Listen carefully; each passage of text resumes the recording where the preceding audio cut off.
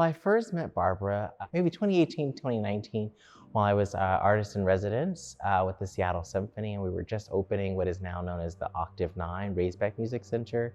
It was part of a concert that composer Derek Brummel had curated and was working in collaboration with Barbara. So that was actually my first time meeting her then. I was just so struck by her energy, but also, of course, her amazing work that was being installed for the space. And at that time, I was building out what's now known as my show, Difficult Grace.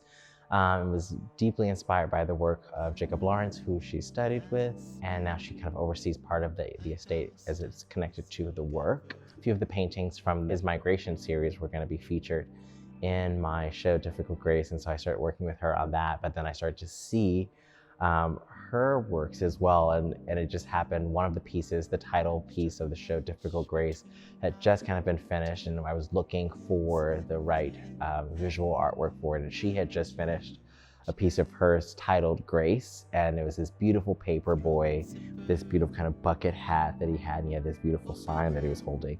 And I was like, this is just happenstance. And so I reached out to her, and she's like, yeah, you can take that.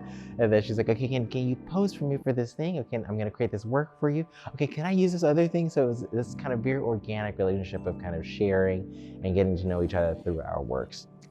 So in April, the first week of April, I'll return to Philadelphia to present with Penn Live Arts my large-scale show, Difficult Grace, which is semi-autobiographical, but it's really looking at the interconnection between Barbara's work, Jacob Lawrence's work, the poetry of Kemi Alabi, as well as Dudley Randall.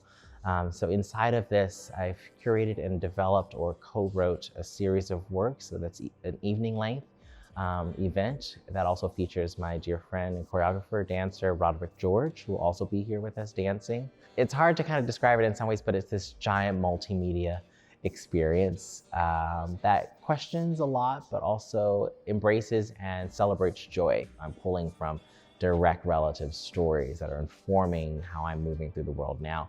But it was a heavy task for me, I think, in the beginning, and one that very much so scared me because that on top of the poetry and text from the Chicago Defender and Kemi Alabi and Dudley Randall, these weren't my direct stories, but I felt like I had become a vehicle or conduit for this. So that scared me a lot. And I think I had to keep reminding myself, as my mother would say, to eat your fear.